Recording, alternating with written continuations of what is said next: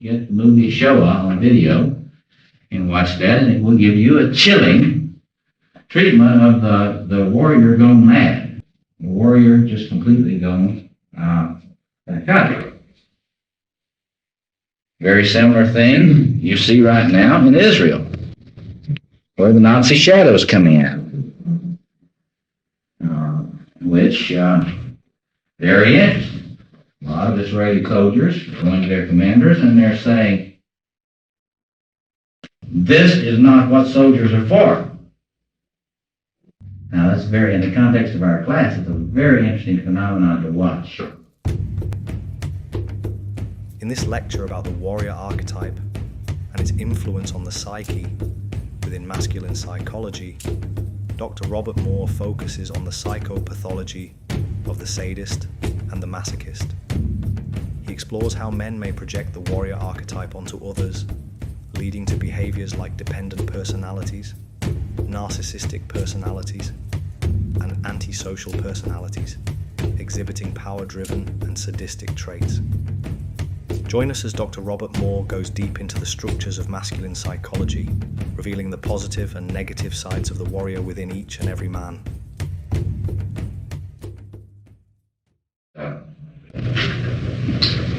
Healing the warrior within and culture. I use various methods. We started out by talking about the archetype that is manifest in the cultural materials, religion and folklore. We talked about the archetype as a potential that's supposed to be expressed in creativity and leadership. And tonight, I'm going to focus in a lot on pathology of this archetype and the pathological forms which we see it expressed, both socially and personally. Now, any one of you, after some reflection, could do a complete commentary of this. So we won't finish anything tonight. We'll get some salient points across. So let me just rehearse for a moment the assumptions. The assumptions of the Jungian psychology of the archetypes in relationship to the ego. No lavalier, Mike.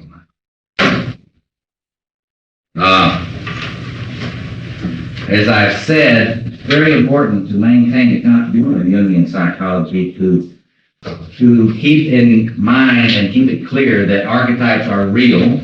They're not just a figment of somebody's imagination. Contrary to what some so-called archetypal psychologists will tell you.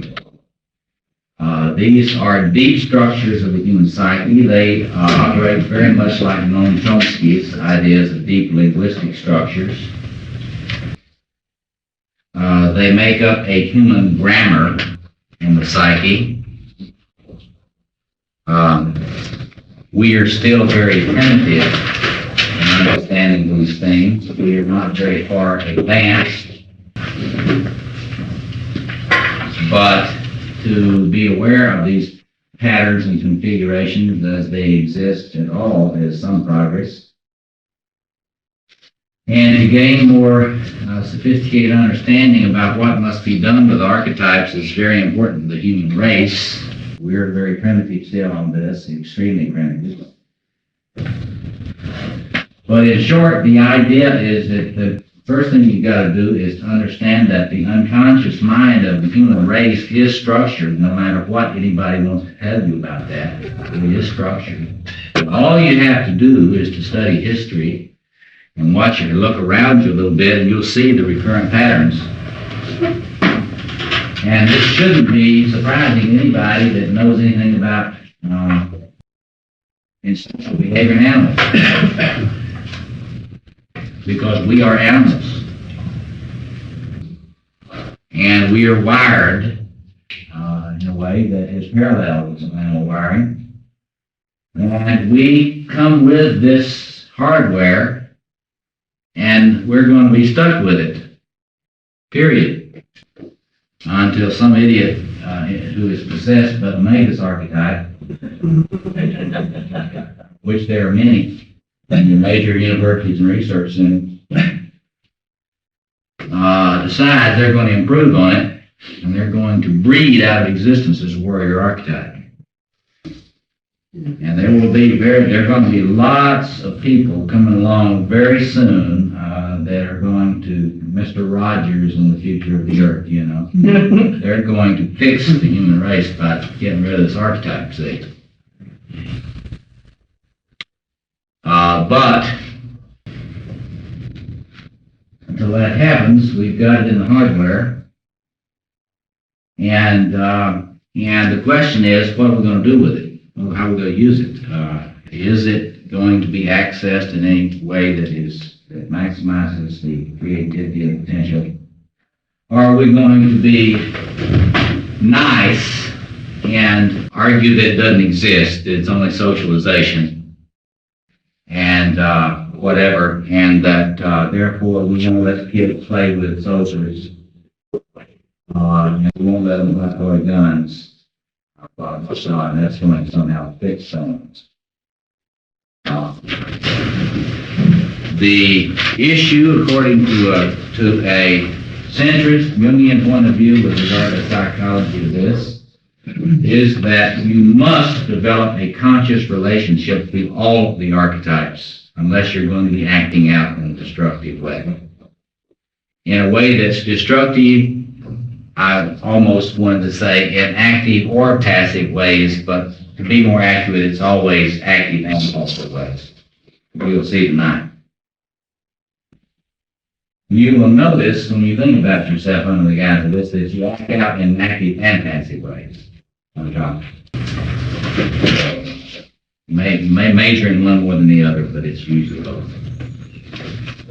So the goal is to develop a conscious relationship with this. When you do not develop a conscious relationship with this, and when the ego of the personality, as in ego psychology, uses that, not Eastern philosophy. Remember, we were talking in one of the previous sessions, that when Eastern philosophy talks about doing away with the ego, they're not talking about the ego of psychoanalytic theory. They're talking about narcissism. They're talking about pathological grandiosity. The ego of Eastern philosophy is more synonymous, not with the ego of psychoanalysis, it is synonymous with the psychoanalytic concept of pathological grandiosity.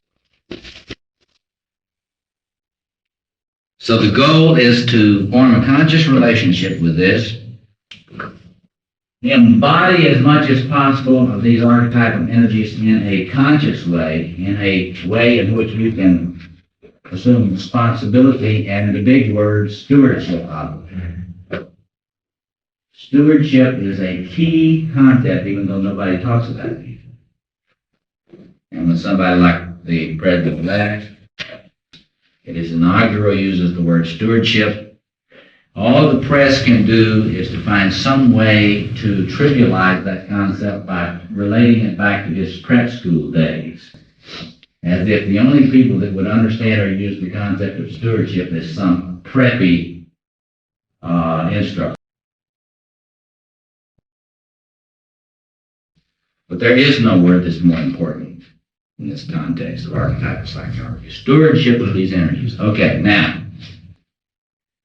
I'm going to ask you to be thinking about what you want to put up on the board. I'm going to put up a few things, and then I want you to help me list manifestations of this in social and personal pathology. Now, I want to go into you a little more deeply in terms of the dynamics, plumbing, the way this works, so that you'll have a sense for the way this expresses itself in various personal social syndrome.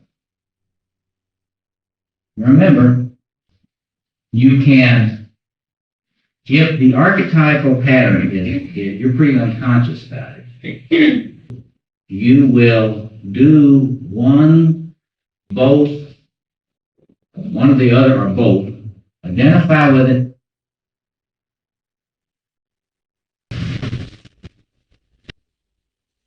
or or you will project it and assume a masochistic attitude toward it.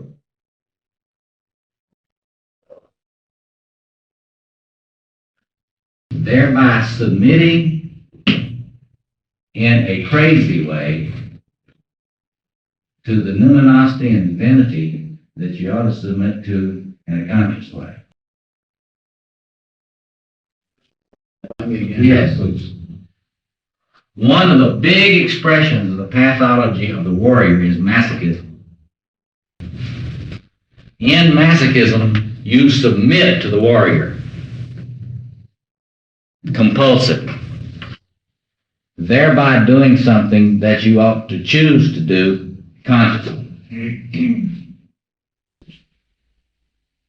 Remember, this is not the human warrior. When we're talking archetype, we're not talking human. We're talking about an archetypal numinous reality, the appropriate attitude toward which is reverence, respect, and an engagement based on that respect. Yes. I don't know, for some reason this seems very abstract. It's as if you're saying this exists within everybody or in certain people. Have you been here at previous sessions? No. Okay, it would seem abstract. You weren't here in the previous two sessions. You can get the tapes. You can get the tapes in which all that's laid out. It is, the view of the Jungian school is that this is in your wiring, whether you know it or not, or whether you like it or not. The question was everyone's or certain people's? Everyone's. Male and female. Now, and of course, you will see here, try with it. You were going to ask me, weren't you? Okay, well, where's the sadistic mode of this masochism problem? Well, of course, if you're possessed by it, identified with it, you will be sadistic.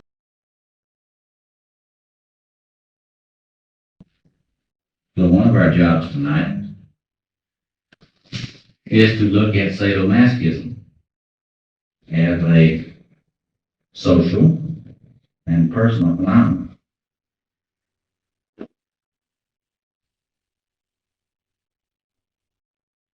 So let's look at this. Of course, the most obvious example of this phenomenon exists in the context of human warfare.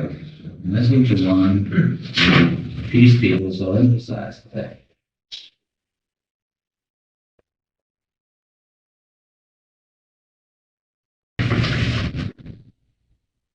You study human history, you will notice that human beings don't like peace. They make war a lot. There are only a very, very few times in the history of the human race when it has not been at some kind of war, and usually in some pretty enthusiastic war, and sometimes in total wars. And this led, of course, people like Douglas MacArthur talk about those times in human experience when the, quote, war toxins sound. By that he's talking about something that, like the, Greco-Roman world said, Mars possesses you. Whenever Mars comes in there, the god Mars comes in there and takes you over, possesses you, and then your teeth get set on edge. Your trigger finger gets itchy.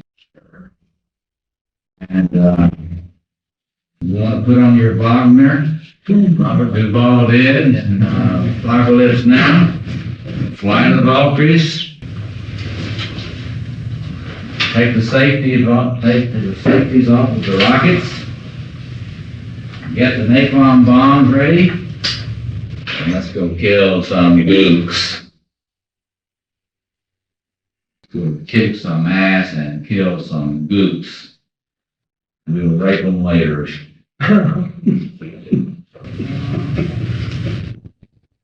And this is something that has been a very long, ancient tradition in the human race, rape and pillage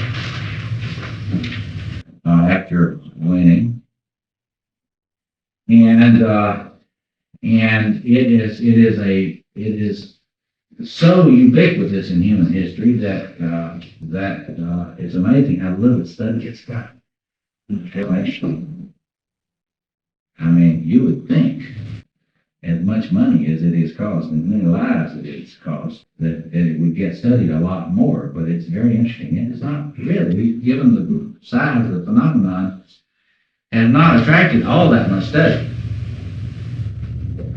And now it's getting some more, and you get people working on this kind of thing, but it is, from psychological point of view, very interesting. It's almost like human beings didn't want to figure this out. They're always coming up with rationalizations. We're always wonderful at rationalizing our archetypal behaviors. What war is a just war? All of them. That you won. When you were the victor, and you won it, it was a just war. But in any case, that sense that periodically human beings, they discover the enemy. And the enemy, remember we talked about the archetypal enemy. And the name of that book that I don't know what I mentioned to you, I meant to, about the enemy, is the book, Princeton University Press, The Old Enemy. I meant to mention that to you as a wonderful treatment of the enemy. You can also look at Sam Keen's much lesser treatment of Faces of the Enemy, but it's still a nice reflection. But you discover the enemy, and you mobilize, and depending on particular situation, you mobilize, and then you're into it in the thick. And once you get into it in the thick, sadistic behaviors seem justified.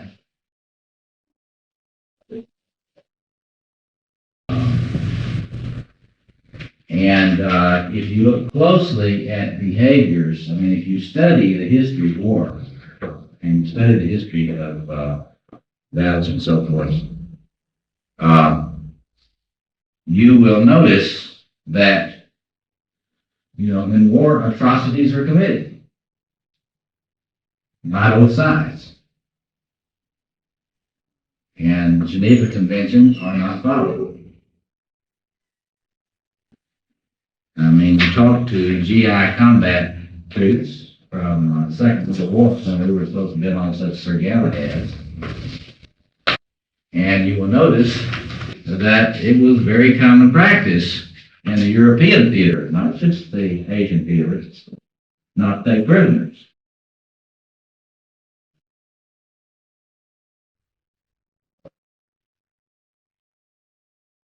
You had a lot of units that were very well known for not taking prisoners. I mean, so this thing about us being the ones that don't do any atrocities and them being the ones that do the atrocities is really, I mean, doesn't bear careful historical research yet. How do we shift it so that, I mean, I take it when you say discover the enemy or name the enemy, if there goes lead off when it's really bad, that at that point we're not identifying the projective, but you have said that the reaction to projection is masochism. I mean, we should blow an A-bomb on ourselves when we see Adolf, instead of A lot of you do that. There are a lot of folks that get into the masochistic position on this, that if they had their way, they would shut down all police departments. Because one of those cops might use deadly force against somebody. And that is masochistic as hell. That's right. You don't. That's where I'll help you to understand it. But would you say that discovering the enemy or whatever the phrase you used is the projection side? Not always. The point that you've got to get to, last week you should have gotten it, the point that you ought to get to is that there are real enemies of the human race. Things that is a path of this archetype, which we'll talk about, is the inability to recognize the enemy when the enemy is there and your warrior archetype is not functioning well on your behalf, and you're going around like Pollyanna, thinking that everything is safe and hunky-dory, and you have got an intruder in the system. This is the way cancer works. This is the way AIDS works. It works on the physical level as well as on the social level, as well as on the intrapsychic level of individuals. So the point is that when this thing is operating well and you're accessing it in a constructive way, it will help you recognize real enemies. But the problem is it operates so quickly, and when the ego of an individual is very weak and undeveloped, then it will, it's like you click in a system, and all of a sudden it takes off on its own. And it goes a lot further than you told it to go. You operate with computers and you know what I mean. Same thing, you know, what is this? You know, where you told it to do something you didn't know you told it to do. But in any case, you get the example when it locks in, and you hit your human warfare.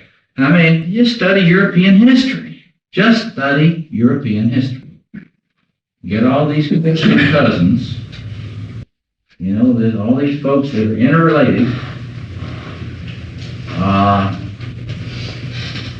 in incredibly complicated intrigues about how they're going to, you know, in these paranoid fantasies about each other, and then how they're going to kill each other. And, you know, Spain's going to do this, England's going to do that, and France is going to do that. I mean, they're just an incredible sordid tale. And that's why people don't study that stuff. You know, most people don't study any history anymore. And that's one of the reasons, because it's so unbelievable. Okay, somebody's writing, this is fiction writer. This should never have happened. But the more history you study, the more you're aware of the way this thing operates unconsciously. And once it gets invoked, and there's not a lot of sophistication, the thing just comes in, sets up, takes over, and the whole reality is restructured. When you make a warrior or you make a war society, and you put a society on a war footing, it is a radically, totally different thing. You know, a different cosmos than experienced by the people that are in it. And it's mobile. That's what the word mobilization means. Mobilize, we're trying to consolidate as much as possible, and all the propaganda machine coins function. And of course, depending on your viewpoint, it's a propaganda machine or it's an attempt to get the people mobilized against the enemy. And that is always, in any particular situation, certainly if you study the recent American history, the last, you know, say in the last 2 centuries, including the Civil War and the First World War and Second World War, you see how this process works. And the thing gets into gear and starts rolling, and it has its own momentum. That's one of the most important things to understand about this.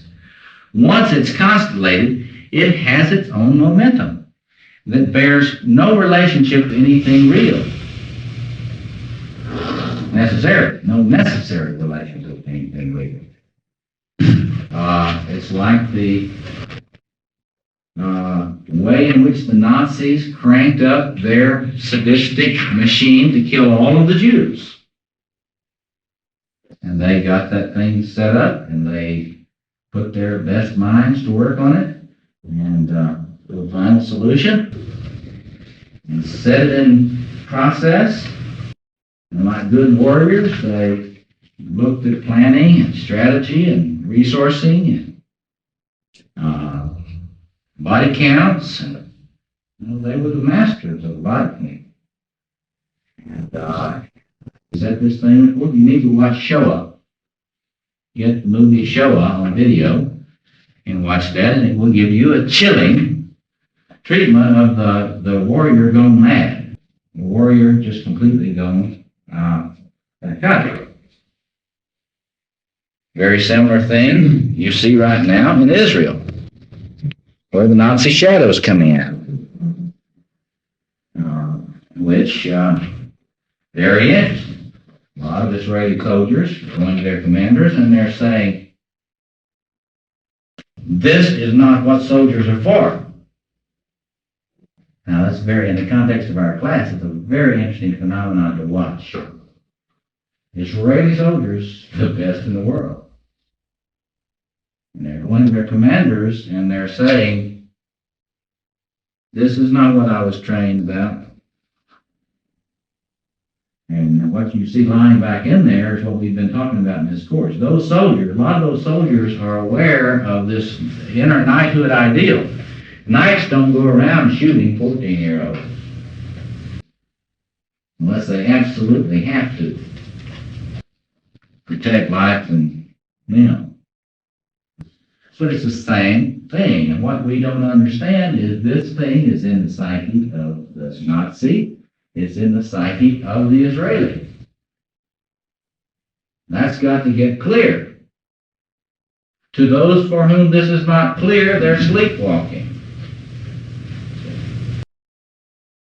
And it has to have the same treatment wherever it manifests itself. So the important thing to get human warfare, it gets going. The question of just war is always a question in philosophical circles. Is there any such thing? And that is a question about which there is enormous disagreement. A lot of people will say, well, in the context of the weapons we have now, nuclear weapons, etc., there's got to be unilateral disarmament, blah, blah, and so forth and so on. Well, there are good arguments on those lines back and forth. But the point of it is that from the point of view of the archetype, all war is just. From the point of view of the archetype. Because it's like that big white shark in Jaws. It doesn't give a damn what it eats. It's a killing machine. And it's a magic killing machine, and it's an honorable killing machine. It doesn't want to have any interrogation by humans. Do you get it? This thing doesn't want any questions asked about it by humans. And when it gets turned loose, it loves what it's doing. And that's what makes it so hard to counteract or stop. And remember the virtues of the knight. Well, he's always righteous. He never engages in, if he engages in some act of violence that's not righteous, he's not really a knight. And so what's scary is when you get into this, I'm a knight. What I do is knightly. Whatever I do is knightly. And if you don't think I'm a knight, you just insulted my honor.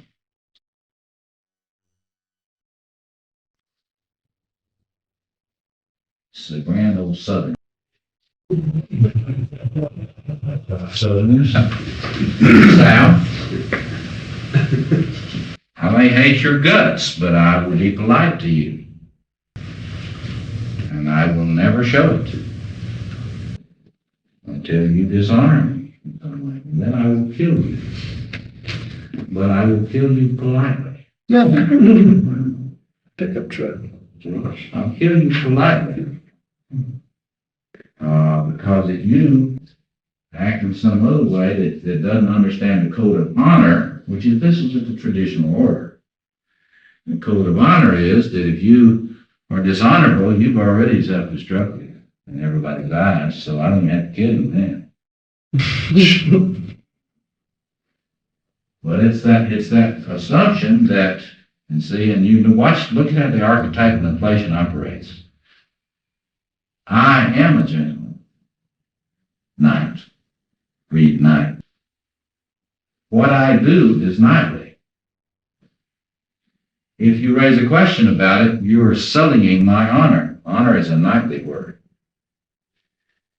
If you sully my honor, then I am privileged to kill you. Because you are not only besmirching me, you're not besmirching Robert. You're besmirching Sir and everything that includes. It is said that when Douglas MacArthur came in Manila on his return,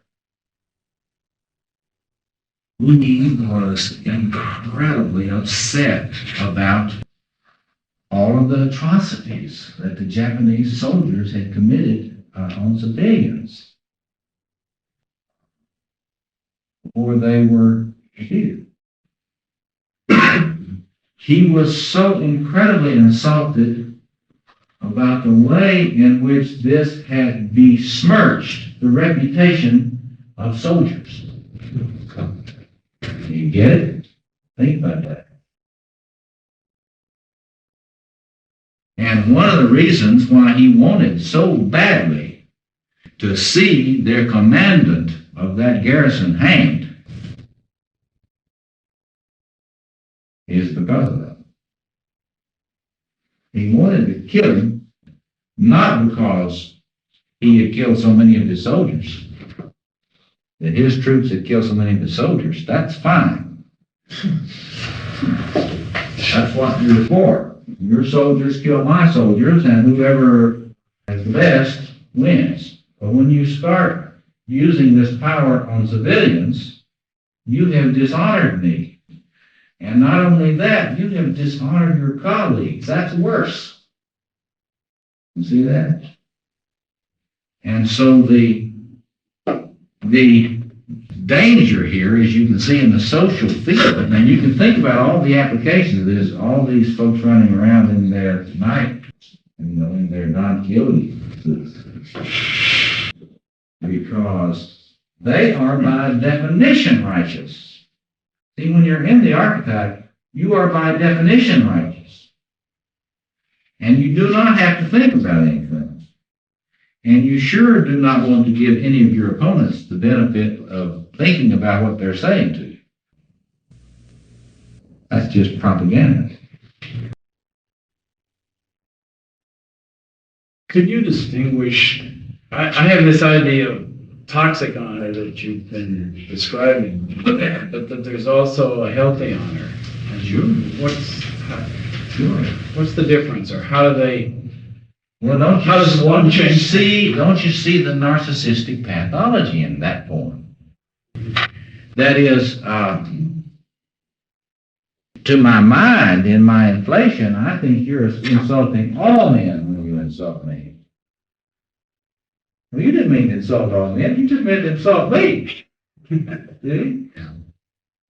And so in order for me to be able to get past my guilt, now notice the way this thing operates to get past the inhibition of your true guilt. That is to say, as long as I'm inflated and I'm in this archetype, I don't feel any guilt. I'm doing what must be done. I am doing my duty. That's what the Nazi war criminals say. I'm doing my duty to the Nazi state, to the Reich. See? And you see, there's the narcissistic pathology. But I don't feel it that way, and that's what you got to get clear about psychopathology. People that are crazy don't know it, for the most part. And they don't feel it. and they feel like they're doing everybody a favor. That guy that killed all those children out there in Stockton. I mean, he was a warrior taking on the enemies of, I think, probably white American culture against all these immigrants, especially those Asian immigrants. Killed all these American boys, and here they're coming to Stockton. And what they failed to do, I will take care of. If you don't think this question will lead us anything, particularly fruitful, and just Say that again. if you don't think this question will lead us fruitful, I said, I'm having some trouble understanding how this relates to paranoia. What do you? Well, anybody got a clue how this would relate to paranoia? Let's just do that now. Because that would be a term you'd put here in the middle, wouldn't it? The way in which you would participate in this one was participate in this one. So we'll put paranoia in here. Okay? Well, paranoia can be like the character of all the projection, and it person's justification for sadistic action. Sure is. But I wouldn't know the sadistic. Excuse me? Oh, sadistic, from the Yeah, right. I personally, as I'm doing the sadistic act, I already know it's sadistic. That's it's all justified. Because it's justified by the fact that you're out to get me. See, paranoia is just a fancy term to talking about vigilance. Now, if you're not inflated, then it's just your healthy warrior making sure you notice when you're a woman walking home at night that somebody just crossed the street and started to walk behind you. See? That's your warrior archetype doing its job. It just did its reconnaissance and it noticed that there is a bogey back there. And it has got you alert to taking evasive actions or a number of things you might do. But in paranoia, this thing is turned up. The rheostat on it. And you get that rheostat turned up so where it starts seeing flights and planes when there aren't any. And it just starts scanning for enemies. Everywhere anything moves, there's an enemy. You get a paranoid personality. they're an orange camp. And they're able to be so provocative that they're right. I mean, because you get a paranoid personality, one thing about a paranoid personality, it's you don't like me, do you?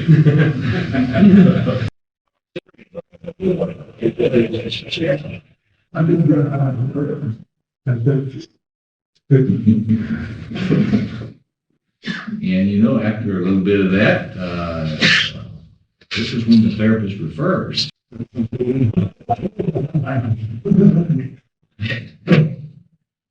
Is Joe McCarthy an example of this? I think so. Is there's always, this type of personality, I mean, this vigilance, it's always seeing people on the inside as the enemy too. It's always find the fifth column. And you, if you're a therapist, you notice that when this stuff is coming up in therapy, you notice that first thing it does is make you into the end. Because notice this, if you're in therapy and your therapist is getting any kind of positive transference from you, that means trust. And of course, if you wouldn't be coming to the therapist if you didn't think they had more power in some ways than you did. And And so power and trust, trustworthiness and power, that is something this thing doesn't like when it's in a, it doesn't want to see that because everybody's the enemy. Nobody can be trusted by definition when this thing is really roaring. And so it has this thing, will have to, when a person's in this archetype, they will have to see if they can't destroy the therapist as a good object or a good relationship. This is what happens usually in therapeutic relationships. And a therapist that doesn't understand what's happening with this warrior business will probably not be able to deal with this because they'll get their feelings hurt. One thing you gotta know when you're dealing with this archetype is you better not be having your feelings hurt. Because if you don't know enough to button up when this thing is around, then you ought not try to deal with it. And one of the things we have to talk about tonight is in relationships. This thing runs around crazy in a lot of personal relationships between men and women. And one or the other of the couple often does not know enough to button up when this thing raises its head. And here she comes again, Athena with her sword and her armor. And the man will often say, gosh, I've displeased her again. What did I do? What did I do, honey? What did I do? I don't know.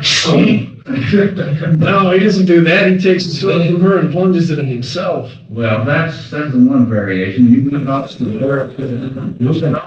variations on the theme, but a lot of the women that I've seen in my short experience of life don't need any help.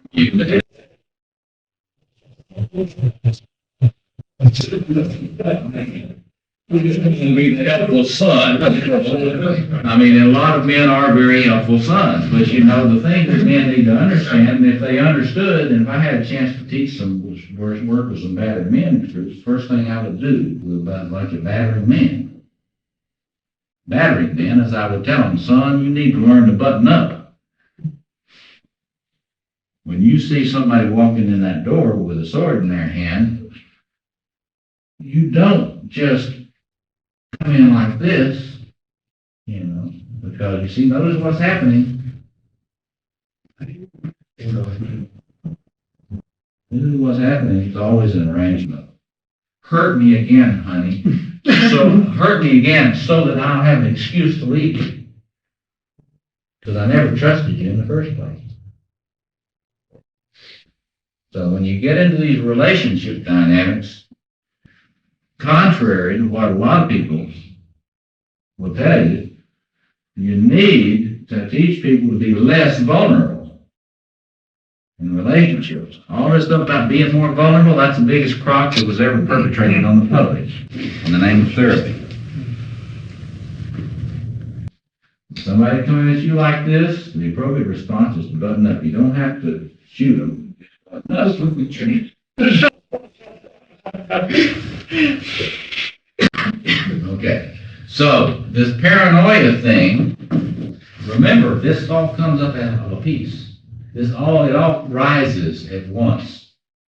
And the paranoid possibility is always there when this thing is constellated. And it would probably be safe to say that in all cases there is some paranoia.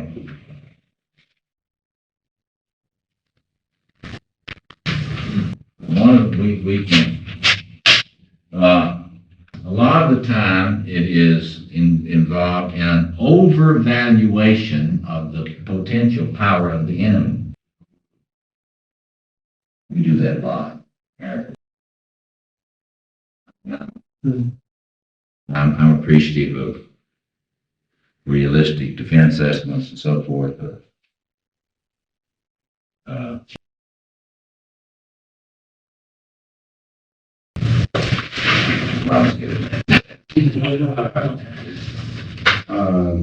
It's been my observation that being a someone feels paranoid or something like that. Makes a great analyst. Well, they're able to deal with transference better than a lot of others. Because in order to be aware of transference on you from other people, you have to scan. You have to have the scanner strong. And Their antenna. you need to know when you're being attacked. There are a lot of people who are very frustrating patients. Because you come in, you're mad with your therapist, you know, and you attack them. And they don't notice. How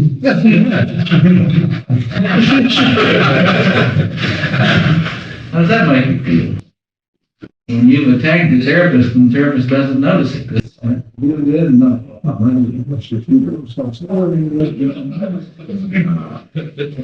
So again, there again, paranoid is just a word for something that has to do with vigilance. And in interpersonal relationships, it's very smart to have the radar on. Because if you don't, there are going to be a lot of things you miss. And it's not smart to miss a lot of signals in interpersonal relationships because typically things get escalated when one or the other misses the signals. You say, well, this person's something's going on. They didn't even notice. I'm trying to do something to get their attention. They don't notice. So that's a big factor. And remember, it's only paranoia when the archetypal configuration is out of control. Otherwise, That's just being awake. Yes. I'm reading this Andrew Schmuckler's book called Out of Weakness. You familiar with it? I know the book, but I haven't had a chance to read it yet. What does he have to say about it? I'm a couple of chapters in. He's being pretty rough on warriors, and that was kind of annoying to me. Yes. But kind of what you're saying here is that a lot of the manifestation of the warrior is coming out of some kind of pathology or weakness, which is why we see such downside negative results whenever the warrior is affected. The problem with archetypes is kind of a difficult thing. It's like, in order for an archetype to manifest appropriately, there has to be an ego. It has to have a dialogue partner that has some firmness. And it also has to have a dialogue partner, therefore, the mature ego, who has got a mature magus, and a mature lover, and a mature king, who it can consult with. And barring those things, which you look at the history, human history, there's no accident. This thing is just this huge killing machine. And we just kind of stumble into it, and then we do our thing and act out for a few years until we wake up, and then we do something else. Like, it's amazing, Americans don't like to think about history at all, and you can see why. Here they devastate Japan and Germany, right? And then they get into their Marshall Plan and they rebuild them. And then the war continues. And Americans wonder what just happened. They have not got this figured out yet. But in any case, just remember, keep in mind, the thing comes in. If there are no mature personalities around, it just runs amok. It just goes cutting through human history and groups willy-nilly. You got to get some sense for the power of the archetypal. It organizes things just like a magnet organizes iron filing. It's not waiting around for somebody to say yes. it even organizes it around chaos, right? Like Lord of the Flies. Yes. Well, chaos results when this thing has no has no restraints. I mean, put yourself in the situation of a German general late in the war, the Second World War. And you're not stupid. You can see what is happening in Russia. You can see what's happening on all these fronts. You've read the figures on the U-boats. And you're trying to have some sort of rational national policy. Look, sir, we have lost. There are a lot of women and children in Berlin. And we can sue for peace now. There's no listening to this. There's only the rage, fight to the last man. Don't come back alive. Honor the right.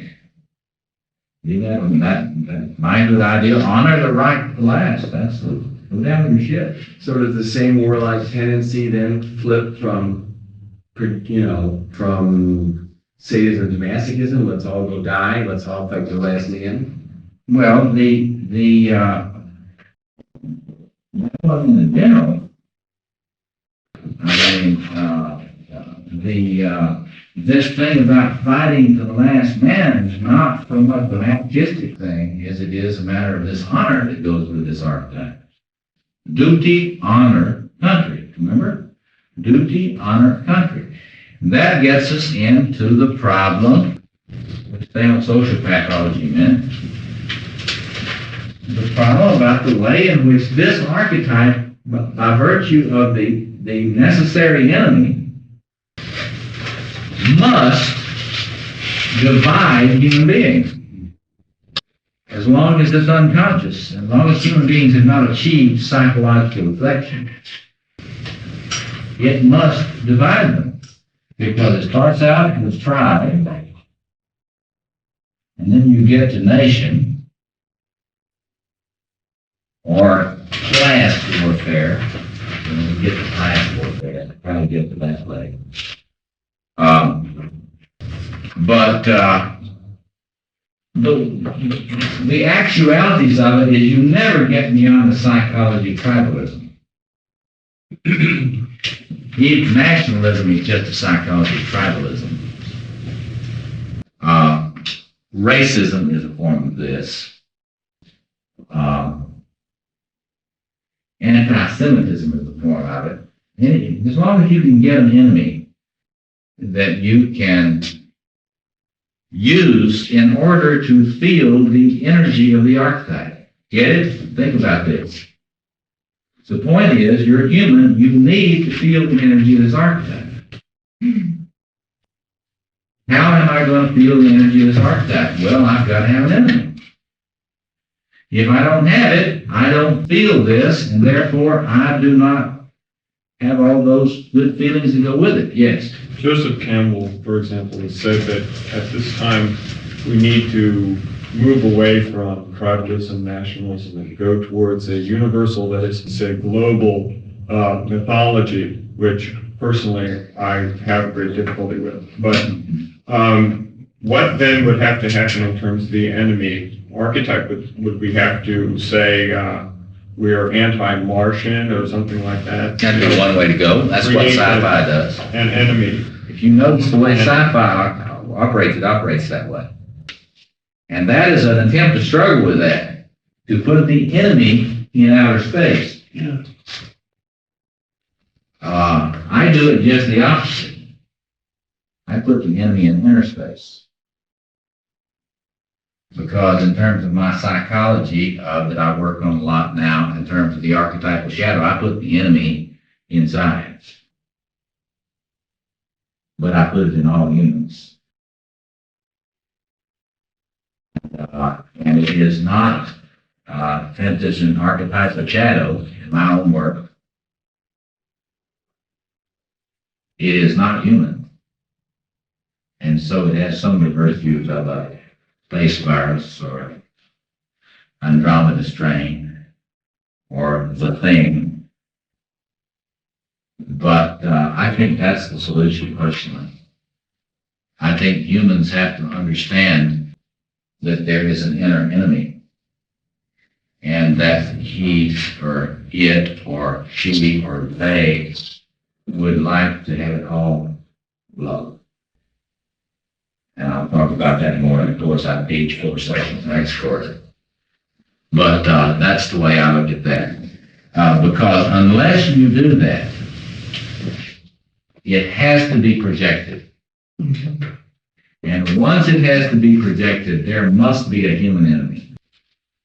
And if it isn't the gooks or the blacks or the Jews or the goy or honkies or men or women, then it's just you. Yeah.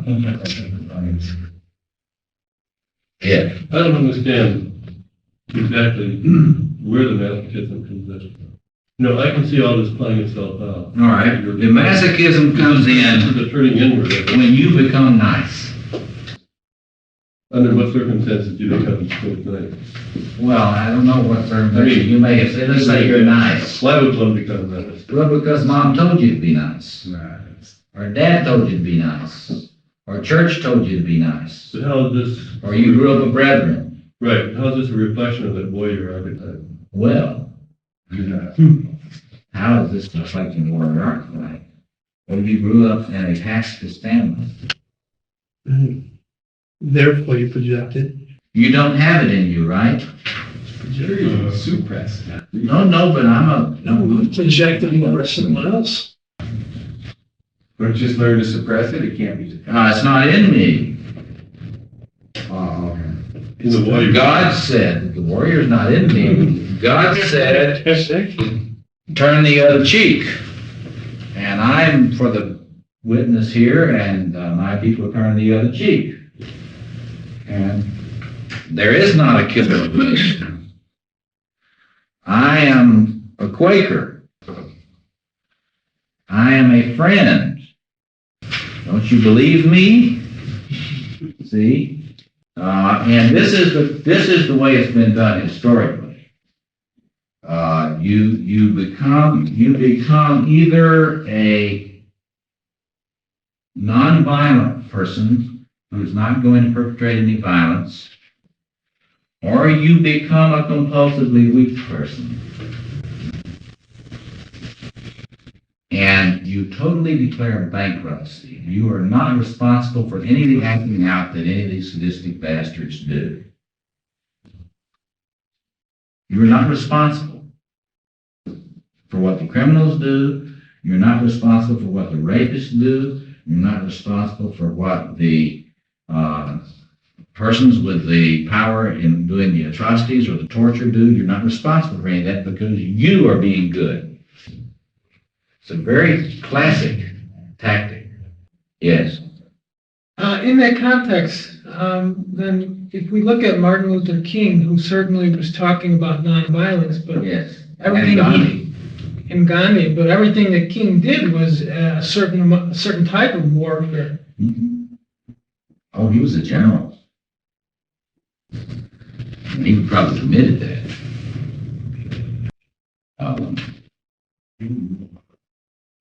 So, but you see, if that's that clear, then that's a different kind of thing, see, because that is manifesting, that's manifesting this thing and really being aware that you're making war. And he was aware of that. But, see, the masochistic thing, you have to talk about this as where you deny this in your conscious ego.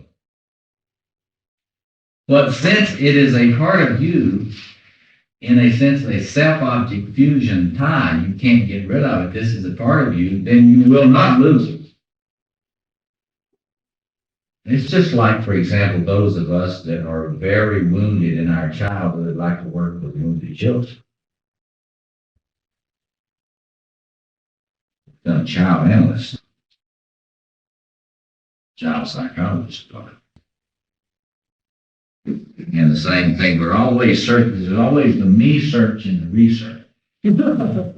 There's not much room. Let's re-roll off. Let it go. There it is for you, Lee. Research and research. But by the same token, the masochist, everybody's always said masochists need sadists. And that's right. But you got to understand this archetype to understand why. Because this thing is in you, and you do admire it, and the more unconscious it is, the more compulsively you admire it. Now you get a sense for compulsion. There's a lot, there's a lot of compulsive sadomasochistic behavior around. And there is a lot of numinosity that is experienced when being beaten or urinated upon or any number of sadistic practices that are looked at as sexual activities, according to Freud. Could I ask you to define luminosity? Numinosity, that's a sense of magic, a sense of the magical power. It's almost God archetype. It's you look at Rudolf Otto's book Das Heilige, or The Idea of the Holy. He is the one to whom we trace all that. The numinous is that experience of the divine, manifestation of the sacred, that which is fully real, fully alive, loaded with energy. It makes me feel real and alive and makes me high. You get a high from it. Do you have a sense, I use magic with a little pejorative of trickery. Is that what you're meaning when you're saying numinous? No. I'm using it more in the sense of the human experience of the numinous as being something esoteric, something that is precious and hidden until it manifests itself or someone manifests it. Transporting. Well, it is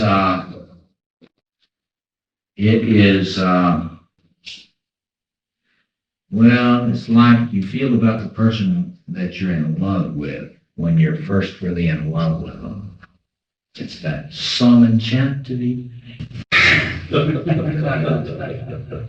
Listen.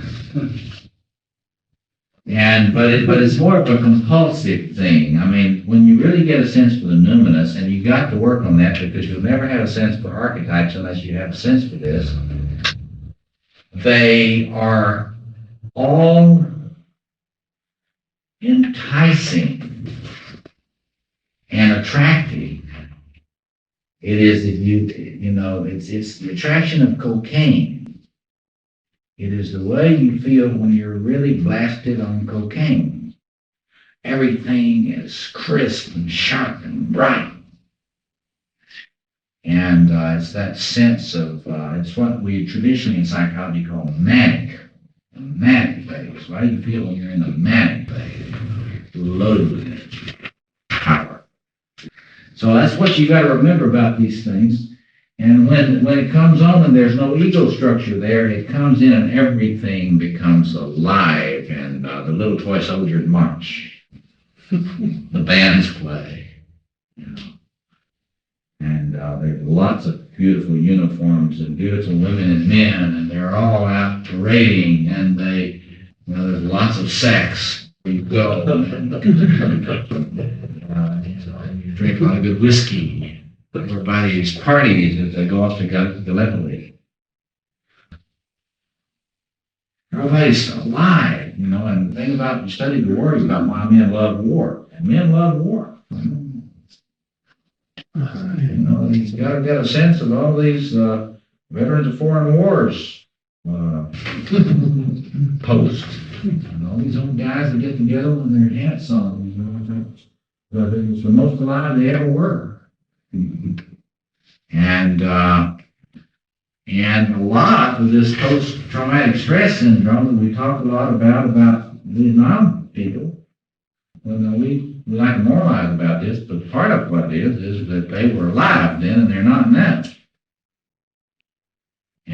had a sense of passion. So you would say, Passion, this thing is passionate, you know. I mean, you believe in something. You're not, for God's sake, you're not depressed when you're in there.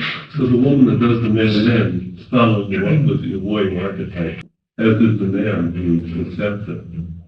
Well, you know, in terms of relationships, that we want to get into that more after the break.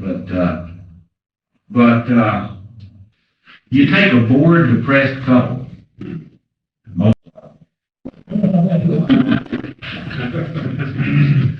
And they're wondering where the gusto went.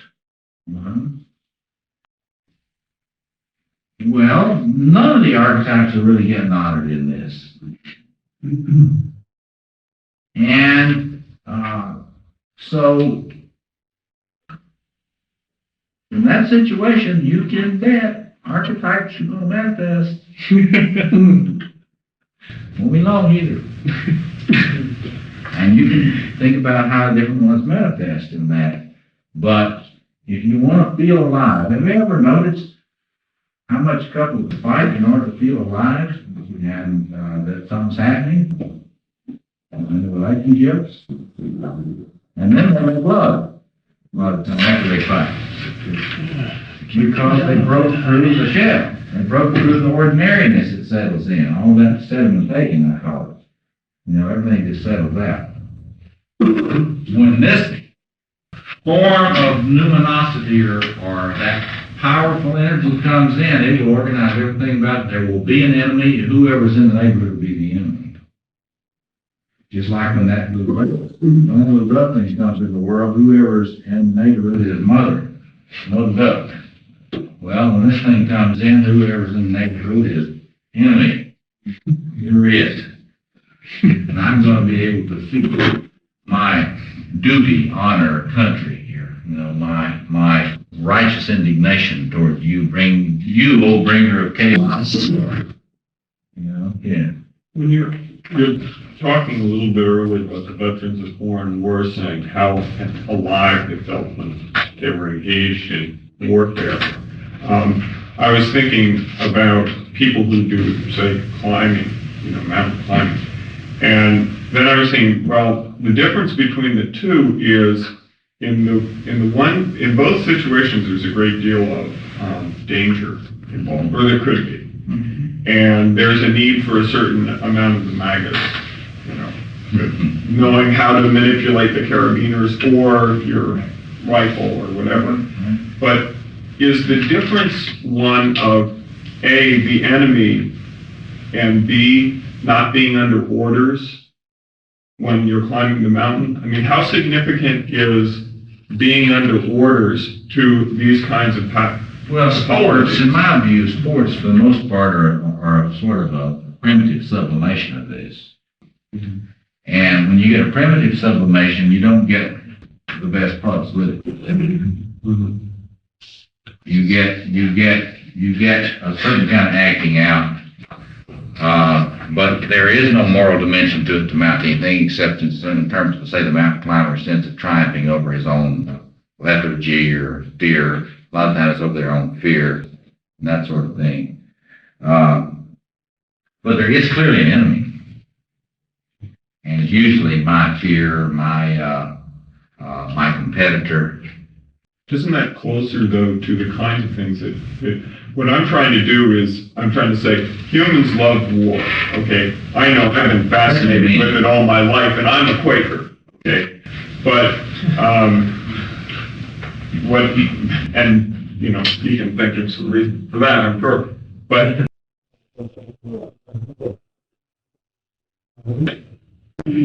what I'm wondering is there not a way of constellating the warrior in a less nefarious way? And that's what Freud talked about as sublimation. You can take the Freudian point of view on sublimation. So mountain climbing isn't acceptable. Or participation in sports is so clearly that. I mean, when you get to Super Bowl, boy, that's Armageddon. Watered down. And you see all that projection, everybody projects their warrior on Mean Joe Green or somebody, and projects their general on the quarterback, so forth and so on, and then people can kind of get into that, and there are people that really use that a lot. And you can see that it does in fact work as a sublimation to some degree. But the interesting thing you need to think about is the way in which sports,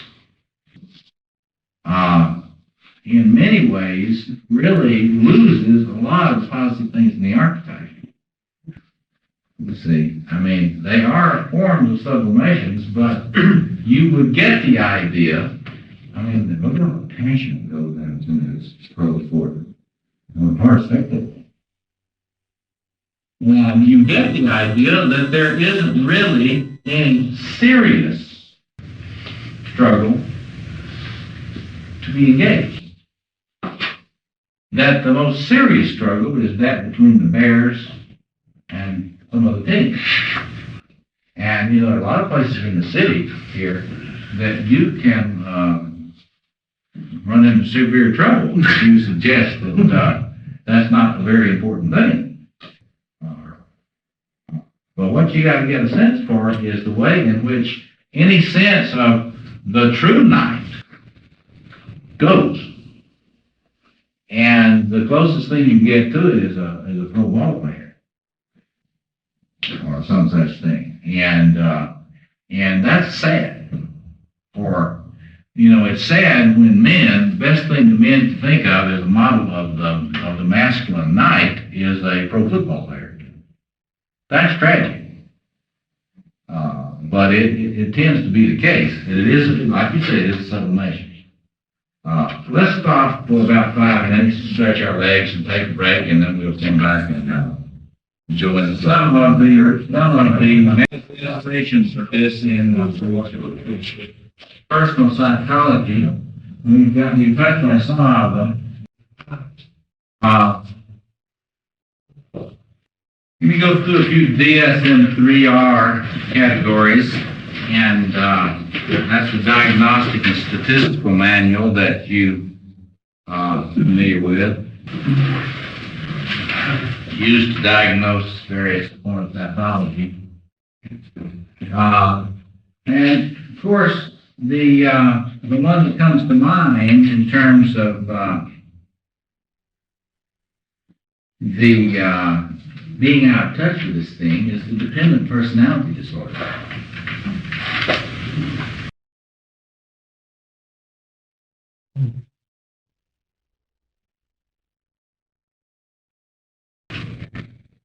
Because the dependent personality, always takes the role of the fair maiden, not the knight.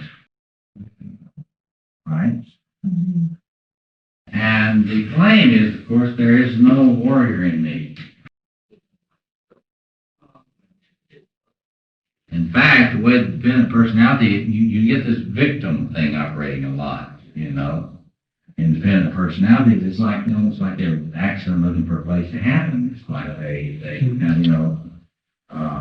seem to have an uncanny way of finding abusive people to form dependent relationships with them. A lot of the time, they will choose a narcissistic personality disorder to be a partner. And you get a lot of marriages between dependent personalities and narcissistic personality. Yes. There is a book called Women Who Love Too Much. Yeah, that would be an example of this. The compulsive, unconscious tie to someone who's a warrior, acting it out more on you. Of course, the denial that I can help any of this. I can't do anything about this. When you're out of touch with this archetype, you can't do anything. The people will try to get you to, but you will tell them you can't do anything. I can't. The motto. Anybody that comes on with it, I can't, is out of touch with this thing in terms of conscious relationship, and they are projecting it. onto somebody who's supposed to come in and do it. And if you tend to have a Sir Galahad complex, you will be very susceptible to this. Except you will usually try to rescue this person from somebody with whom they've already formed an unconscious relationship. And you're likely to get into a triangle with them, where you will try to be the positive side of the archetypal drama, and the other negative side of the archetypal drama, you got the Darth Vader, and you got the Luke Skywalker, and you got the Princess. Yeah. So with the dependent personality, this thing is repressed and projected.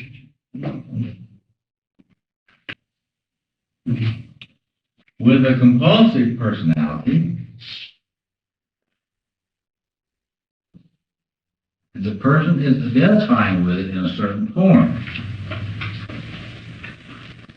But their defenses are such that they manage not to notice it too much. Like a compulsive personality will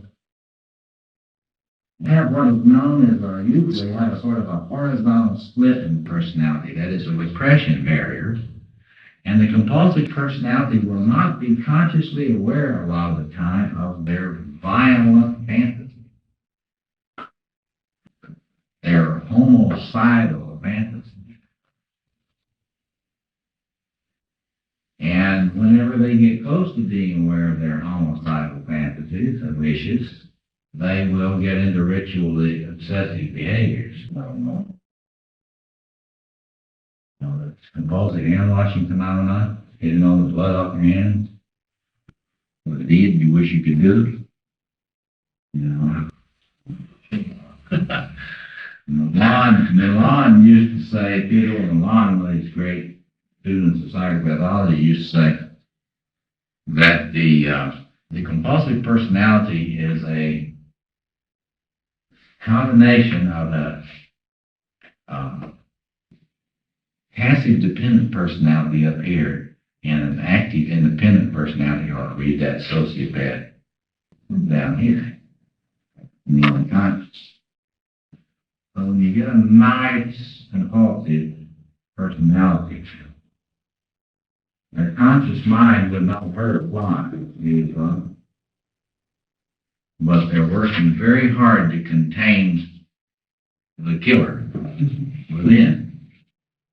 And this is one of the hardest ones to see, because the compulsive is not consciously aware of it. And they will, we talk about these as anal personalities. Oftentimes they're anally thin, or they're anal explosive in the sense that they passive aggress you to death. But they didn't mean to.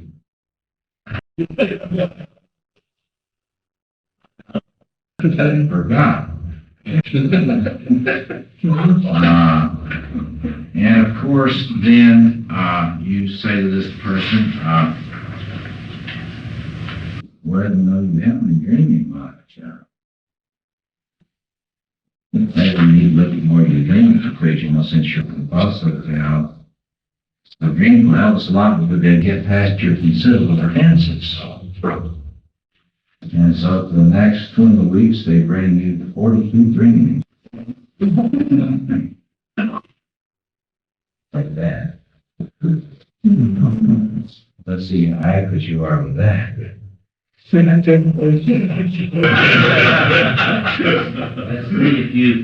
see if you can find the dreams in which you get it. Because if you take the time to read it, it takes 4 hours, and you're not going to get paid for that 4 hours.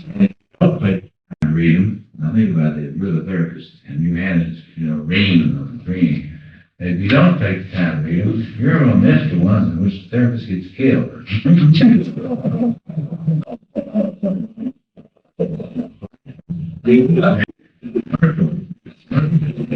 Happens a lot too.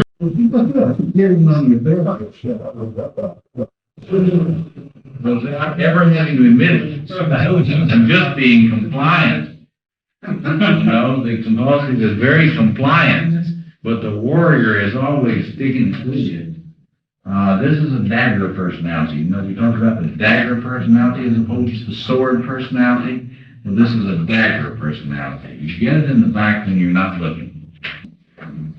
And they never, who me, you know? I didn't mean to do that. Would you include people that are, where compulsivity deals with addiction to alcohol, food, drugs in this group? Well, there's usually, you know, with compulsions, there's usually a lot of hidden dumping that doesn't meet the eye unless you're around some. But with that, it's a little different because, see, with the substance abuser, if you're a substance abuser, it's a lot harder to appear nice. And this person is nice. Unless food is what you're complaining about. Well, yeah, well, there's something to that, I guess. But all compulsive behaviors are dominated by unconscious archetypal configurations. There's the time, but this one is more specific. This one, you've got this guy with the knife in the unconscious, and it comes out in your dream. You see the dreams if you dream, but a lot of the time the person will hold back the dreams, as I say, or will dump it. But now the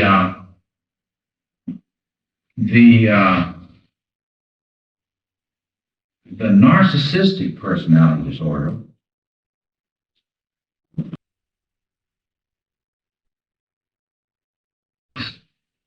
is not, this is not the primary dominant. The king is the primary dominant of the narcissistic personality disorder. But guess what? They're quite willing for you to become their knight. See? And so they're constantly projecting the warrior onto you. You are chosen. You have this opportunity to serve me. And there are, of course, a lot of narcissistic personalities who play the role of the archetypal king. And they, you know, this unconscious warrior in us, we want to serve somebody. And if the guy's good enough, you notice they just line up. Come in there to salute, stand in line, be inspected. Look at that. And so the projection is different, but notice how similar it is to the dependent personality. And listen, because the narcissistic personality and the dependent both want to press the knight into service. They both do it. They both press knights into service.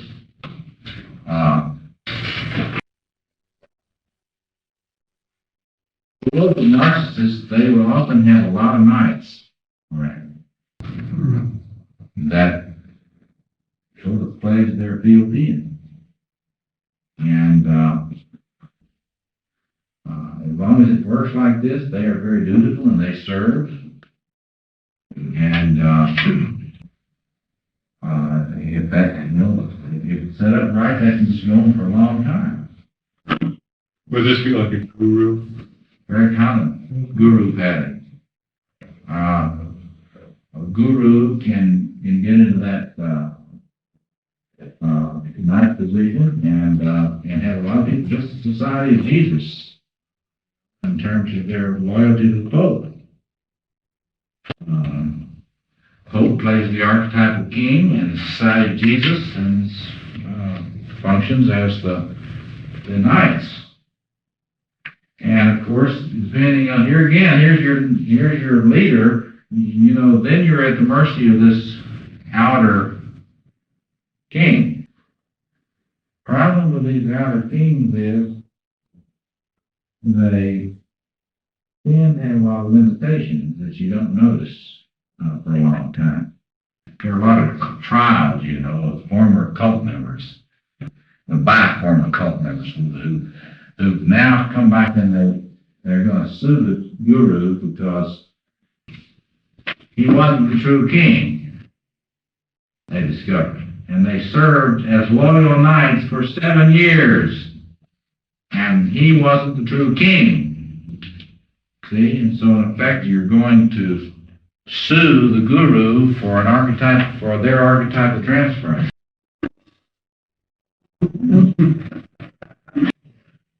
You may be having archetypal transference to you. Where does Jim Jones fit? Right there. Right there. And, well, he will. Lassoed. You know, he would rather have all of his knights, have a loyal expression of their dutiful debt. The beauty of holiness. The beauty of holiness as you sacrifice yourself in loyalty to me, the true king. You see, there's Hitler. This is a beautiful thing you're doing. Don't come back alive. If you think it's just Nazis and gurus, my father got one of his best generals in there when he was in that New Guinea campaign, and he got him in there, and he says, if you take Juna, I will decorate you. I'll see to it that you get the Australian blah, blah, blah cross. I will release your name to the press. But do it or don't come back alive. Do it or don't come back alive. Same thing. It was the same archetype. What was the name of that movie, the documentary about the actor that you mentioned? It's called American Caesar. American Caesar? American Caesar. William Manchester? Yeah, it's like I say, William Manchester has a love-hate relationship with these archetypes. He's always writing about politics.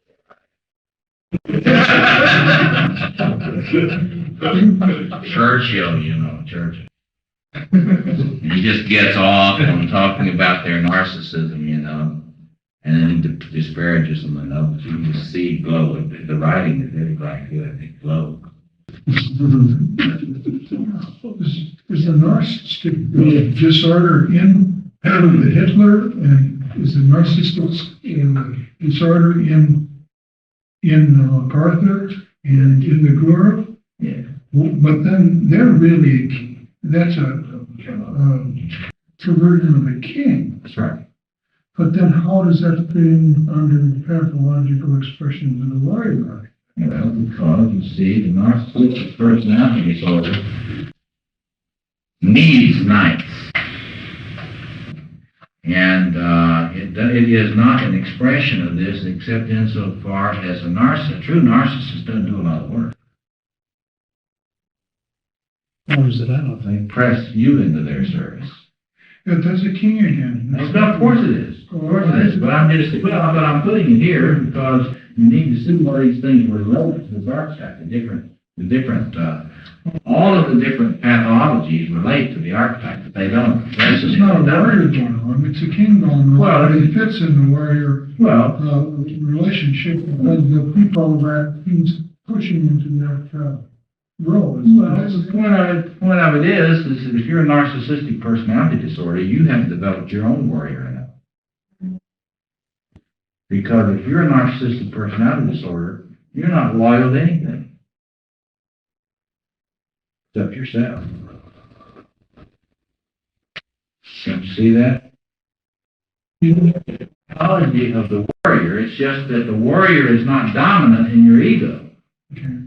It is in your shadow, but it's unconscious in your shadow. And because it's unconscious in your shadow, you can't have the warrior. No, there's no narcissist that has any warrior virtues. You get it? No narcissist has warrior virtues. Because they're not loyal to anything. And they would sure as hell not sacrifice themselves. They'll sacrifice you. But I'm not going to sacrifice. You see, MacArthur, during his younger days, was not into the king so much. He wasn't so possessed of the king. He was the Archetypal general. And he was a magnificent battlefield general in the First World War, contrary to what a lot of people say about him. He was magnificent. But when he got, in his later years, he got more into that narcissist king thing, and sort of the king and his role as commander-in-chief. And he didn't like it that there was this imposter, Harry Truman. FDR and Harry Truman really shouldn't have been president. If you... Yeah, somebody had their hand up. Yeah. I was just wondering, when you say narcissistic personality disorder, are you speaking of the actual criteria? You're not talking about the self-psychology? No, because according to Kova and self-psychology, all of us, whatever our particular thinking patterns, have narcissistic pathology. And when I'm talking about narcissistic personality disorder, I'm talking about the person whose ego is dominated by this sort of shadow king archetype. And see, the shadow was the king archetype, and who expects to be adored and worshipped, and expects your fealty. And when they come in the room, you're supposed to kneel. And the amazing thing about it is, if one of these is good, and they come in the room, you'll find yourself like, you'll find it's compulsive. And it's amazing. There are other versions of that. There's also bending over. And there's a whole, there is a lot of compulsive submission to this king archetype. And it is that knight thing that's doing it. You know, you put the king archetype in there, the warrior knight will go in there and kneel. And be loyal. And won't be able to see a thing wrong with that king. As long as they're in that place, see. So, okay. Now, of course, this one is more passive. The narcissistic personality is more passive. And then you get what Milan calls the active independent, or what we might call the antisocial.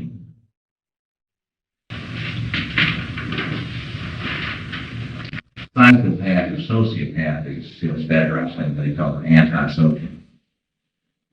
Well, the antisocial is the more warlike version of the sort of the Alexander Haig complex. This is the warrior in its possessed mode. It's like, this is the preemptive strike. This is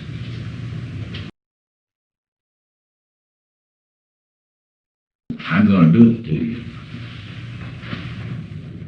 I'm going to do it to you. Like the Colonel and Dr. Strangelove? Yeah. Yeah. That joke's about it. I mean, you got to see this. When you see this, the antisocial personality disorder, if you've never been around this, then it's be hard for you to get a sense for it. But if you're ever around it, the hair will crawl back your neck. But if you're not used to it. And when you're around this, it's like you begin to realize that this being that you're with doesn't have any inhibitors. And that they would, and probably have, killed a lot and don't feel a lot about it. we make a lot of these multiple serial killers. And, but there is a lot of this, and there's a lot of it in the military. And a lot of them read Soldier Fortune magazine. Gordon Liddy? Yeah, G. Gordon Liddy was answered that. And,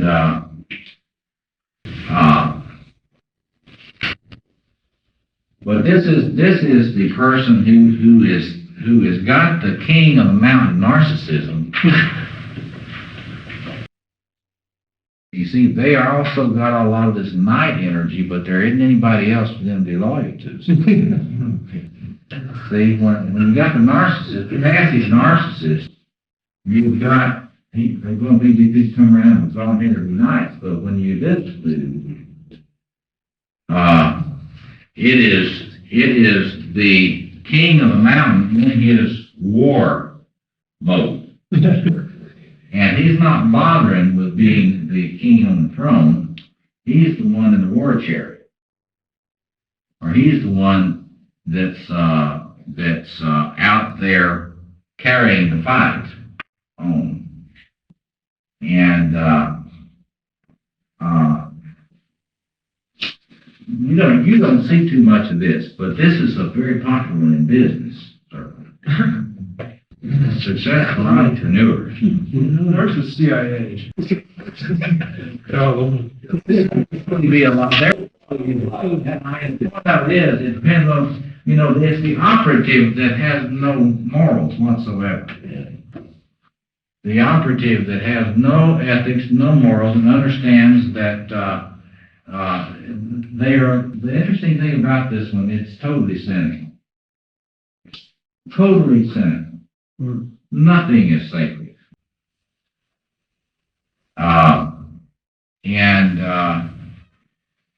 You get this a lot now in a lot of places. People, this is the person this is the powerful male who will look you in the eye and his great papal infallibility say to you, everybody does it. Like Gordon Gekko in that movie Wall Street. Yeah, that's right. That's his fellow. Everybody is doing it. All politicians are corrupt. Everybody has their price. Every man has got his price. See, it's Al Capone in the movie The Untouchable. And it's, you see the difference between Al Capone and the more passive independent type, or the narcissistic type. Al Capone gets up with his baseball bat and he comes around behind the guy. He doesn't have somebody shoot him. He could have him shot. He wants to do it himself.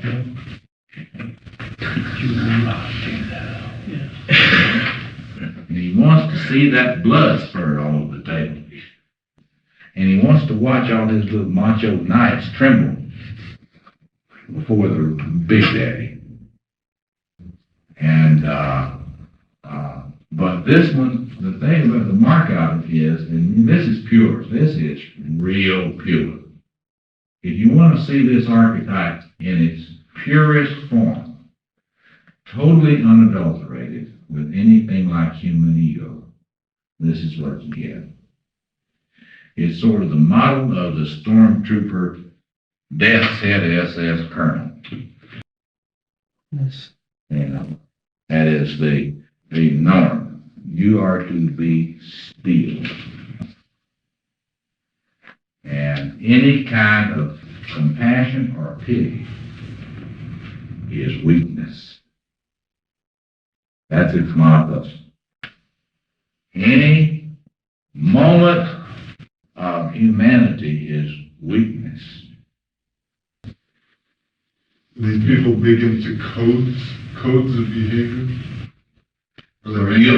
For you. But for this person, every rule is made to be broken.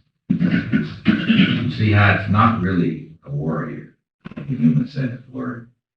It is the perversion of all the warrior virtues, because this is the human being that will use your commitment to the code to kill you. And then after they have killed you because you have adhered to the code, or if they have just disabled you, then they will rape and kill your wife and kids in front of you. And they will try not to kill you until you've seen enough of this as possible. It's a no-win situation. This is Idi Amin.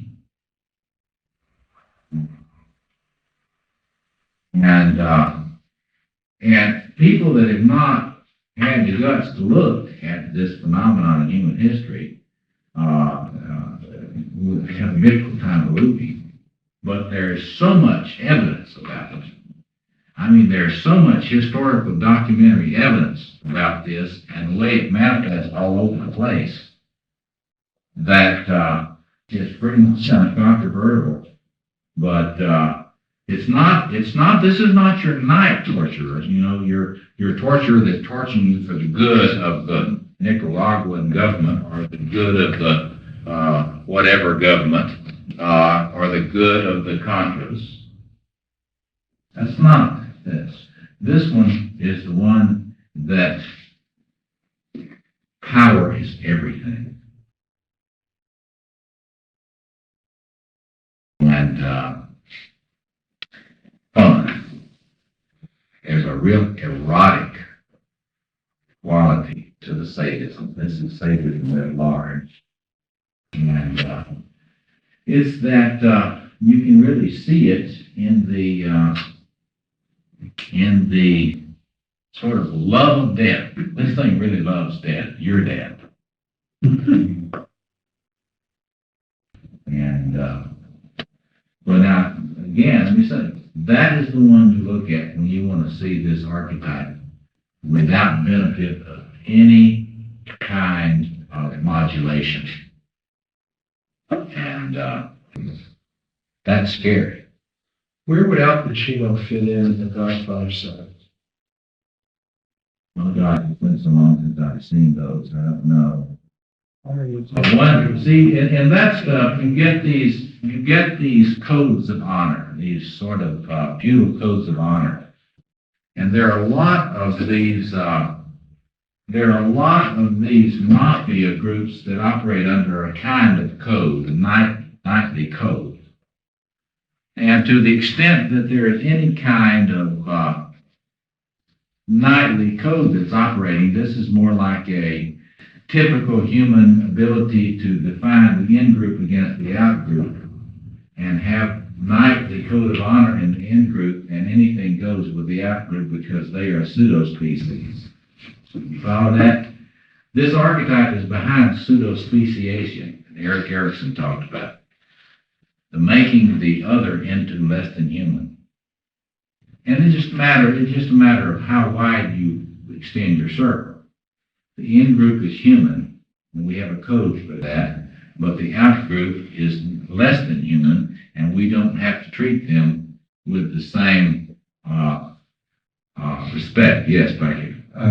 Nietzsche talks about this a lot, doesn't he? I mean, he says toward one's own class, one has these things. Yes. Toward those of a lower level, Yes. Whatever. That's right. Whatever suits you. I mean, so you have a code on one hand, and absolutely no boundaries or barriers. The Nazis were able to appropriate Nietzsche's thought system.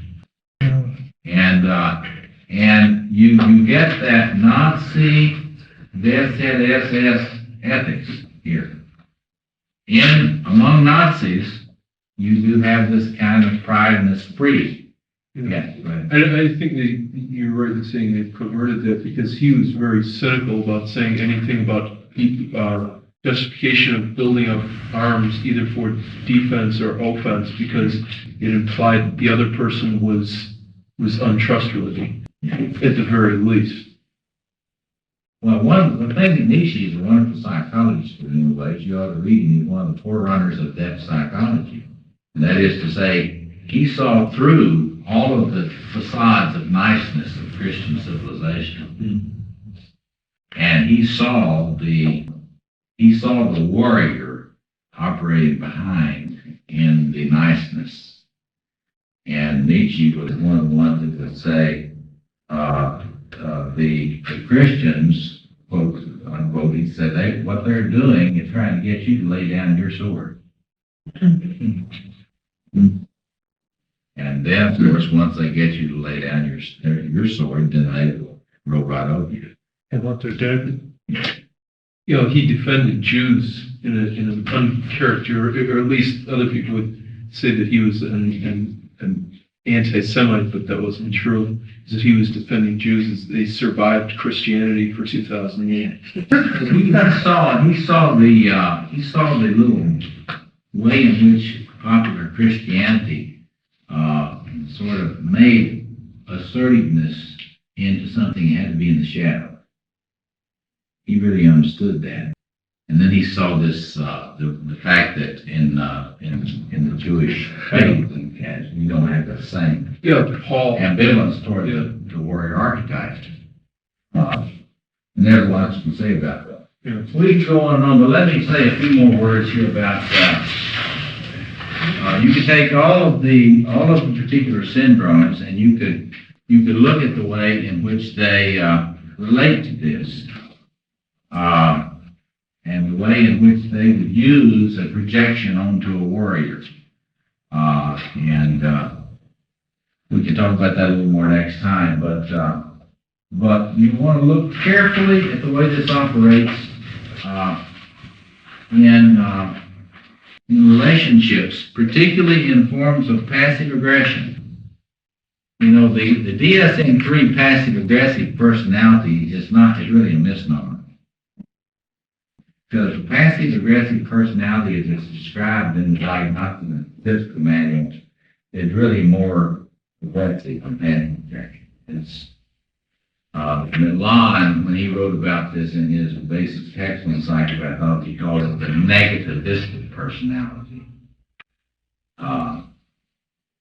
And that is a more adequate. Passive-aggressive personality disorder in the Diagnostic Manual is very negativistic and critical. And you can see the warrior there. And a person that's always criticizing everything and always negative about everything, you can see the warrior manifesting. It doesn't ever get strong enough to do anything constructive. It just carps a lot. And you can notice this in people that complain a lot. And you can notice, for example, in yourself, when you find yourself complaining a lot. You know, sort of just kind of grabbing. Because you notice that if a person is into complaining a lot, they don't tend to do much. Very interesting. They don't tend to take much effective action about changing anything. They just grouse. So this is a person of the so-called, he called it negativistic.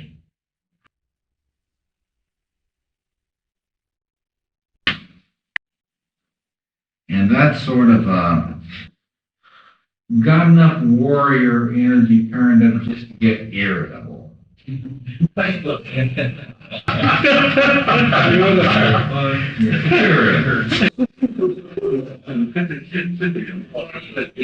To the fight, you know, you just kind of off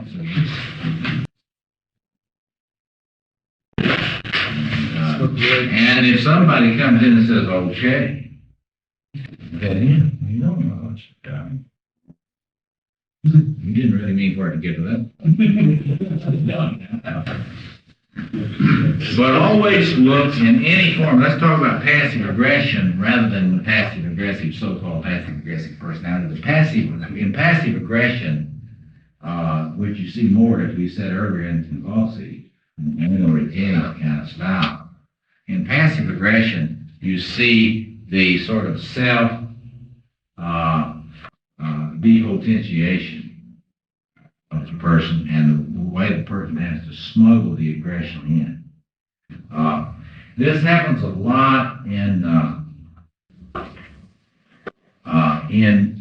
men who are unable to get themselves going, get themselves moving at all in any kind of decisive way.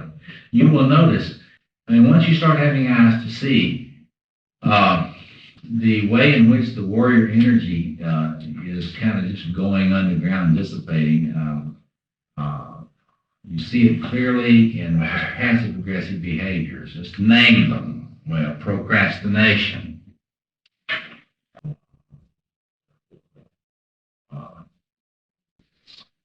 Just the case in which a person never will go ahead and raise a question about actions that, you know, if you're a therapist and you let people a lot of times, they will go for months without ever raising the question of anything they should do.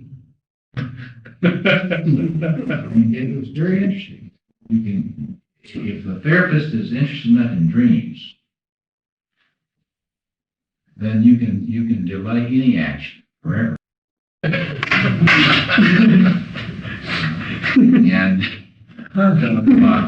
I try to stay away from this, you know, or at least, you know, we'll say, yeah, well, we'll do dreams next week. What should you do? That always shifts everything, because see, the warrior in them knows. I have discovered that everybody always knows what they should do. It's uncanny. They got a list of what they should do. They know they should do it, but if they don't let themselves think it. And once you create a space where they can think what they need to do, then this warrior thing can be constellated and can be accessed, and then you can support it. You know, you can support the warrior as they start to do battle. And but you have to create a space for it in therapy. And my basic sense is that, contrary to popular myths, most men are enormously passive-aggressive.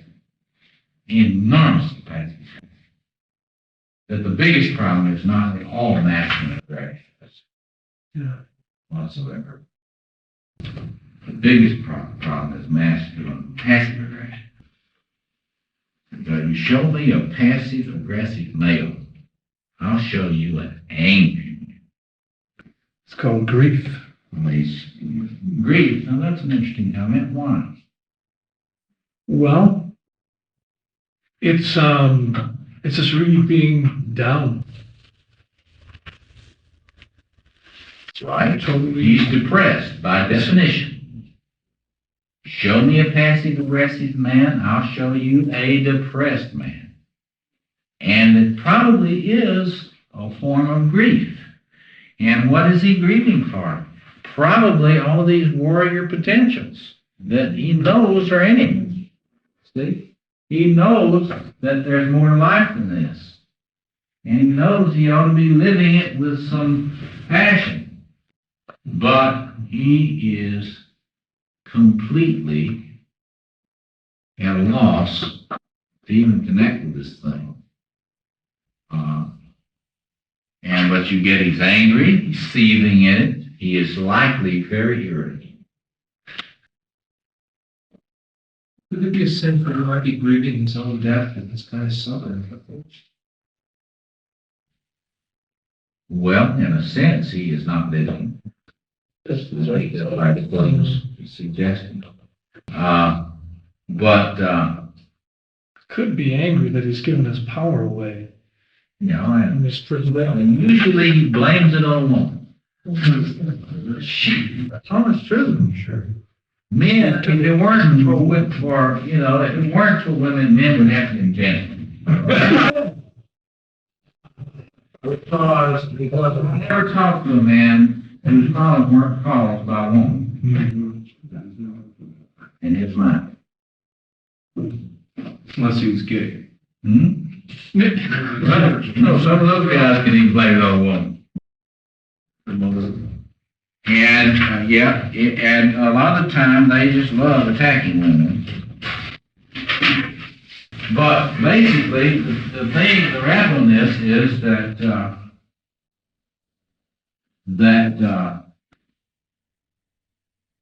the woman has not taken away the power. But men like to feel this way. It's amazing to watch grown men who are terrified of their wives.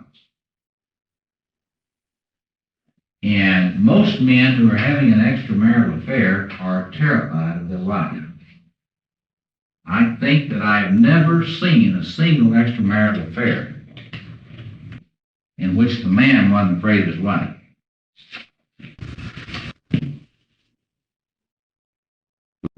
Why do you suppose it is? Okay, what else? Well, it's very simple. Because men tend to project the goddess onto, the archetypal feminine onto the wife. And the witch. Well, that is a displeased goddess. You got to understand, whenever you're talking about these archetypes, they are not human forms. And even to call it a witch is not accurate, because you're not talking about a witch. I mean, I know lots of witches. They're really nice folk, and they're usually very gentle and loving. When we're looking at the goddess who is pissed, this is a formidable being in the man's mind. And in this article by John Beebe, you got to read this article in Murray Stein's Neo-Jungian analysis. He's got this article in there on psychopathology by Sandor and Beebe, and they've got this way in which the men's anima splits and the way the woman's anima splits. And he's got this one thing he's called the woman is the commanding whore. Commanding whore. Well, that's an archetypal goddess projection on the part of a man, usually on his live-in partner. Practically never on any other woman. It's usually the one that gets the mother projection. And then they're terrified. And not only that, they're terrified, but they have incredibly high expectations that the woman ought to be totally understanding about everything and never mad. A woman, by definition, should never be angry. This is a male fantasy.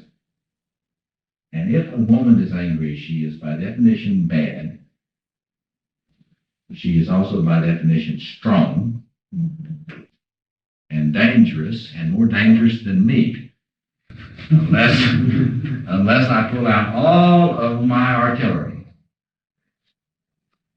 And the constellation that usually happens in relationships is that the man is scared, he feels like a boy. The woman is viewed as very powerful, demanding and displeased. And the boy will become more and more afraid and more fragmenting until the archetypal masculine gets sick of it. That is to say, there is an angry God too. An angry God there's also an angry God. And the angry God gets sick of all this stuff fooling around and comes in and blasts through the ego personality, and then what you got is an angry God acting out. And then you have these little quadridomerons. You've got the angry God dealing with the angry goddess, and then we're off to the races. That's what happens in relationships a great deal. And the cure of that is very simple. You've got to get the God and the goddess out of there. So they couldn't be in the interactions. They're all the humans interacting. How does one develop the ego then in the face of that?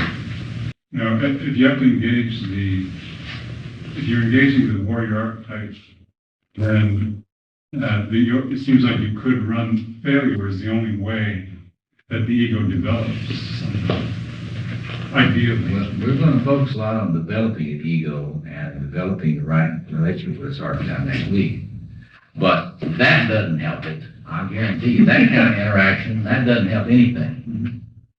Because what happens in that is that the warrior archetype in the male comes finally, in many cases, in blasting in and does violence, usually, or at least threatens. Very often does it. And then, of course, incredible shame, to the extent the person has an ego at all, because the human being knows that knights don't beat up fair ladies. Sometimes I'm sorry, I'm not even know what happened to me, it'll never happen again. I'll do anything. You won't leave me. So the boy is supplicant to the mother again. And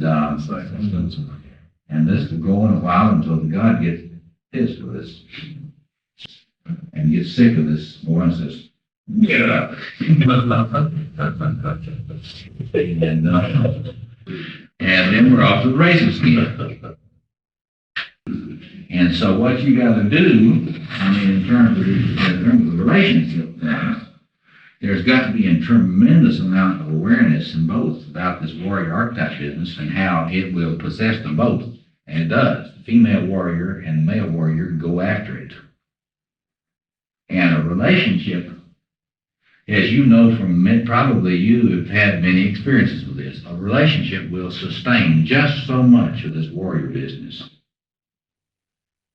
Not a lot. Because when that warrior is constellated, it's good at it. You know? It's like this warrior archetype in both the man and the woman. And remember, you got it in your contrasexual too. And when this thing is constellated, it intends to do damage. It doesn't intend to have a reconciliation. It doesn't intend to have an understanding. It doesn't intend to build any bridges. It intends to destroy. And so all that stuff, do you remember the book Creative Aggression? Yeah. By Bach? You bet. That man ought to be sued. Because, you foment a lot of this creative aggression between couples. Quote, unquote. Well, fact is, you've got to understand the way archetypes work. When archetypes fight, humans lose. It's like a pad and sticks, if I remember correctly. Right. When archetypes fight, humans lose. Human relationships don't survive it. See? So what's got to happen is the woman has got to get into her warrior so she doesn't need to project it on the man and have him be carrying it unconsciously for her. And the man has got to get in touch with his warrior so that he doesn't feel that he is not the equal of the woman. The horrible truth is most men do not feel themselves to be the equal of their woman. I hate to tell you this, folks, but this is the way it is. And we will get along a lot better between the sexes when the man feels equal to the woman. We'll talk about how you can get that way next.